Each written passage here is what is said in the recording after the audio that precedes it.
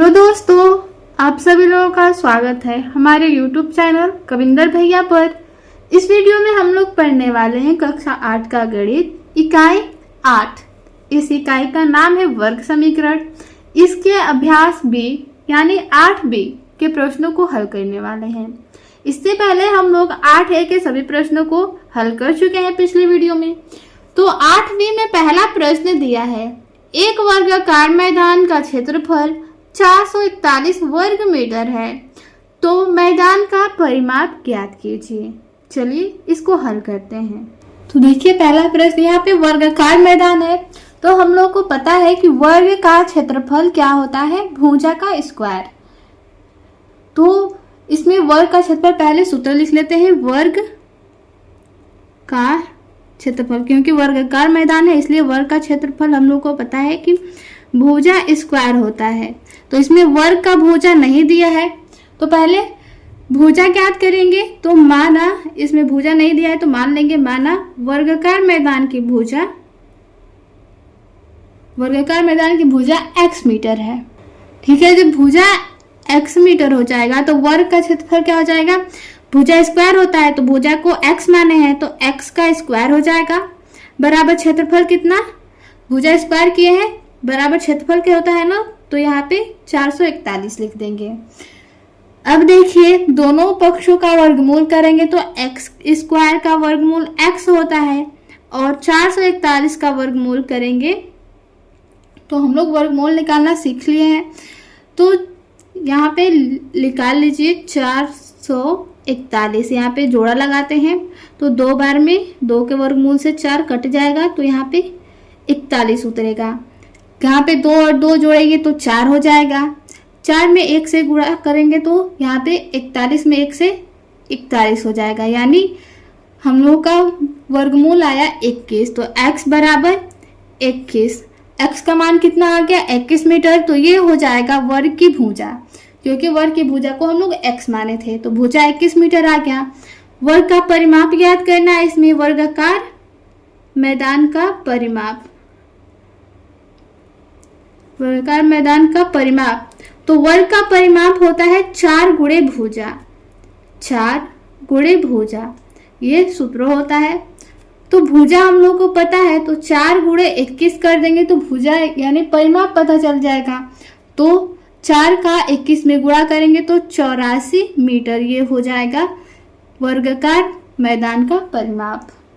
आगे 2 नंबर प्रश्न है, एक वर्गाकार बाग की लंबाई और चौड़ाई में अनुपात 3:2 है। यदि बाग का क्षेत्रफल 600 मीटर स्क्वायर यानी वर्ग मीटर है तो उसकी लंबाई एवं चौड़ाई ज्ञात कीजिए। तो पहले हम लोग को यह पता होना चाहिए कि अनुपात किसी न किसी संख्या का गुणनफल होता है। जैसे हम लोग कोई संख्या लिख दे 15 और लिख दे 10, अगर इसको हम लोग छोटा से छोटा रूप में कटाए तो 5 तिहाई 15, 5 दूना के 10, 3 और 2 आया है तो इसमें कितना का गुणा हुआ है, 5 और 5 का, यानी समान संख्या का गुणा हुआ है।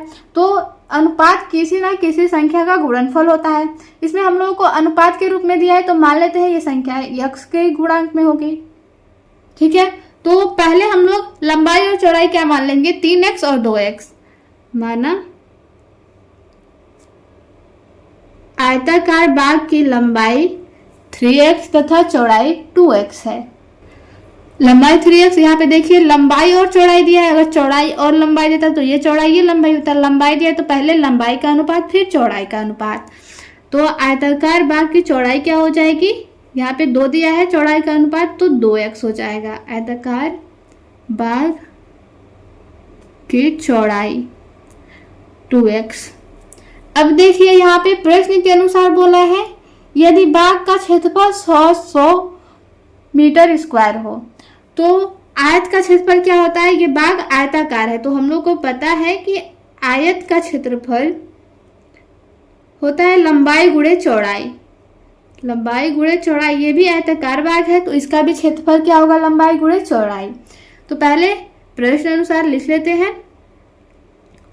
प्रश्न के अनुसार बोला है कि यदि बाग का क्षेत्रफल क्या होता है, लंबाई और चौड़ाई का गुणनफल। तो लंबाई क्या है 3x और चौड़ाई है 2x। तो लंबाई और चौड़ाई का गुणनफल बराबर क्षेत्रफल, यानी यहाँ पे दे रखा है 600 वर्ग मीटर। लिख दिए। अब देखिए 3 का 2 में गुणा करेंगे 6, x का x में करेंगे x स्क्वायर बराबर यहाँ पे 600 हो गया। x स्क्वायर बराबर लिखेंगे तो 600 और यहाँ पे x स्क्वायर के साथ 6 गुणा के रूप में है तो पक्षांतर करने पर भाग हो जाएगा, यानी x स्क्वायर बराबर 100।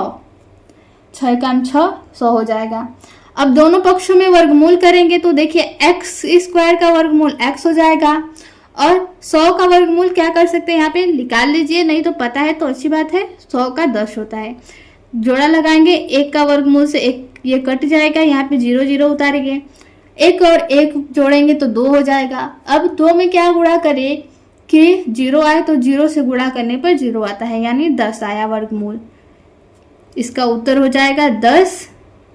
लेकिन इसमें क्या पूछा है, उसकी लंबाई एवं चौड़ाई ज्ञात कीजिए। अभी तो हम लोग x का मान निकाले हैं, तो लंबाई क्या माने थे 3x और चौड़ाई माने थे 2x। तो लंबाई 3 गुणे x का मान कितना है 10 बराबर यहाँ पे देखिए 10 या 30। अब 2 गुणे 10 ये हो जाएगा चौड़ाई 20 मीटर, 10 मीटर और 20 मीटर, 30 और 20 ये हो जाएगा उत्तर। अगला प्रश्न देखिए, प्रश्न 3 है, एक वर्गाकार मैदान का क्षेत्रफल 225 वर्ग मीटर है तो इसका परिमाप ज्ञात कीजिए। फिर से वर्गाकार मैदान आ गया। तो हम लोग पढ़े हैं कि वर्ग का क्षेत्रफल भुजा स्क्वायर होता है, भुजा स्क्वायर। तो इसमें भुजा नहीं दिया है तो पहले हम लोग को भुजा निकालना पड़ेगा, उसके बाद जब भुजा निकल जाएगा तो परिमाप निकालने के लिए 4 गुणे भुजा सूत्र का प्रयोग कर लेंगे। तो मान लेते हैं यहाँ पे वर्गाकार मैदान की भुजा x मीटर है, ठीक है। तो जब भुजा x मीटर है, यहाँ पे मान लेते हैं, माना वर्गाकार मैदान की भुजा x मीटर। अब प्रश्न में दिया है इसका क्षेत्रफल, तो पहले भुजा स्क्वायर होता है, यानी x का हम लोग भुजा x माने हैं तो x का स्क्वायर हो जाएगा। भुजा स्क्वायर किसके बराबर होता है, क्षेत्रफल के। क्षेत्रफल दे रखा है 225। अब दोनों पक्षों में वर्गमूल कर लीजिए। x स्क्वायर का वर्गमूल x होता है, 225 का वर्गमूल कर लेंगे, यहाँ पे निकाल लेते हैं 225। अब देखिए जोड़ा लगाते हैं, 2 है, 2 किसका वर्गमूल होता है, देखिए 1 का वर्गमूल 1 होता है, 2 का वर्गमूल 4 होता है। तो 2 से तो कटेगा नहीं क्योंकि 4 आ जाएगा, तो एक बार में कटाएंगे तो यहाँ पे 1 हो जाएगा और 25 उतर जाएगा। ऊपर से 1 और 1 जोड़ेंगे 2, यहाँ पे 5 से गुणा करने पर 125 मिल जाएगा, यानी वर्गमूल आ गया 15। तो x बराबर 15 मीटर। ये भुजा की लंबाई हो गई। भुजा परिमाप क्या होता है, वर्ग का परिमाप। यहाँ पे हम लोग को वर्गाकार मैदान का परिमाप निकालना है, लिख लेते हैं वर्गाकार मैदान का परिमाप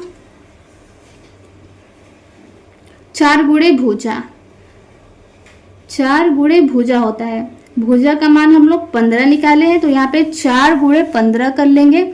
15 चौके 60 होता है, तो 60 मीटर इसका उत्तर हो जाएगा। देखिए 4 नंबर प्रश्न है, कक्षा 8 के 144 शिक्षार्थियों को पंक्तियों में इस प्रकार खड़ा करना है कि प्रत्येक पंक्ति में उतने ही शिक्षार्थी हो जितने की कुल पंक्तियां हैं। तो पंक्तियों की संख्या ज्ञात कीजिए। ऐसा प्रश्न हम लोग इकाई 2 यानी वर्गमूल में पढ़ चुके हैं। इसका क्या करते हैं, ऐसे प्रश्नों का वर्गमूल करते हैं। कैसे, पहले यहाँ पे देखिए प्रश्न में बोला है कि प्रत्येक पंक्ति में उतने ही शिक्षार्थी हो जितने की कुल पंक्तियां है। पंक्तियों की संख्या नहीं मालूम है, अगर पंक्तियों की संख्या मालूम होती तो शिक्षार्थियों की भी संख्या मालूम होती, और दोनों का गुणा कर देंगे तो कुल शिक्षार्थी निकल जाएंगे। तो पहले हम लोगों को पंक्तियों की संख्या मालूम होनी चाहिए, तो मान लेंगे, माना पंक्तियों की संख्या x है, पंक्तियों की संख्या x है। देखिए अब प्रत्येक पंक्ति में उतने ही शिक्षार्थी हैं। पंक्ति x है और उतने ही शिक्षार्थी है जितनी पंक्तियां हैं। जैसे यहाँ पे कोई पंक्ति बनाया गया है और यहाँ पे देखिए 4 पंक्ति हैं, तो 4 शिक्षार्थी एक लाइन में भी खड़े होंगे, ऐसे इसके कहने का मतलब है। तो यानी कि 4 पंक्ति है तो यहाँ पे स्टूडेंट भी 4 होंगे, ऐसे होगा। पंक्ति की संख्या के बराबर ही शिक्षार्थी की संख्या, तो तथा शिक्षार्थी की भी संख्या क्या हो जाएगी पंक्ति में खड़े शिक्षार्थी की संख्या लिख लेते हैं। ठीक है, ये x हो जाएगी। अगर यहाँ पे देखिए एक पंक्ति में 4 बच्चे खड़े और कुल 4 पंक्तियां हैं, तो कुल संख्या ज्ञात करना हो तो क्या करते हैं, 4 गुणे 4 करेंगे तो 16 आता है। यानी कुल शिक्षार्थियों की संख्या क्या करते हैं कि जितने शिक्षार्थी खड़े हैं और पूरे पंक्तियों की संख्या का गुणा करते हैं। तो ऐसे अगर कुल शिक्षार्थियों की संख्या पता करना हो तो एक पंक्ति में खड़े शिक्षार्थी की संख्या से गुणा करेंगे तो कुल शिक्षार्थी कितने मिलेंगे, 144। ठीक है, अब देखिए x का x में गुणा करेंगे, x स्क्वायर हो जाएगा बराबर 144। दोनों पक्षों का वर्गमूल कर दीजिए तो x स्क्वायर का वर्गमूल x होता है और 144 का वर्गमूल निकाल लीजिए। यहाँ पे 144, यहाँ पे जोड़ा लगता है, 1 का वर्गमूल से 1 कट जाएगा, यहाँ पे 44 उतर जाएगा, 1 में 1 जोड़ेंगे तो 2, यहाँ पे 2 से गुणा करेंगे तो 2 दूना 4, 2 दूना 4 कट गया, यानी इसका वर्गमूल आ गया 12। तो x बराबर 12। यहाँ पे क्या पूछा है, पंक्तियों की संख्या, तो पंक्तियों की संख्या x माने हैं। अगर पूछता है कि एक पंक्ति में कितने शिक्षार्थी खड़े हैं तो 12 बताते हैं, क्योंकि दोनों को हम लोग x माने हैं तो x का मान 12 आया है। पंक्तियों की संख्या पूछा है तो केवल 12 इसका उत्तर हो जाएगा। 5 नंबर प्रश्न है, किसी संख्या के वर्ग का 3 गुना 192 है, संख्या ज्ञात कीजिए। संख्या नहीं पता है तो मान लेते हैं, माना वह संख्या x है। तो अब प्रश्न के अनुसार देखिए, प्रश्न क्या बोला है कि किसी संख्या के वर्ग, संख्या क्या है, x माने है, इसका वर्ग का 3 गुना कितना है, 192 है। जैसे प्रश्न में बोला है किसी संख्या यानी x के वर्ग का 3 गुना कितना है, 192 है। तो 3 का x स्क्वायर में गुणा करेंगे 3x स्क्वायर हो जाएगा बराबर 192। x स्क्वायर बराबर 3 को पक्षांतर कर लीजिए, गुणा में है तो भाग में हो जाएगा, 3 छक्के 18 और यहाँ पे 3 चौके 12। x स्क्वायर बराबर 64 आ गया। दोनों पक्षों का वर्गमूल कर लीजिए तो x स्क्वायर का वर्गमूल x हो जाएगा और 64 का वर्गमूल, ये तो याद होना चाहिए क्योंकि ये यहाँ पे आसान है। यहाँ पे 64, इसका वर्गमूल करेंगे तो 8 आता है, 8 का वर्गमूल 64 होता है। तो वो संख्या क्या हो जाएगी, 8, जिसका वर्ग का 3 गुना 192 है। और ये संख्या प्लस और माइनस दोनों में भी हो सकती है।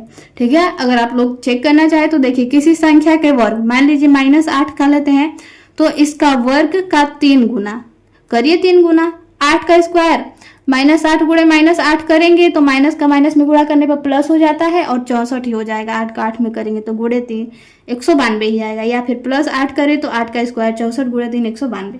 ठीक है, तो इसका उत्तर +-8 होगा। तो इस अभ्यास में इतना ही प्रश्न था। मिलते हैं अगले वीडियो में अगले अभ्यास के साथ। धन्यवाद।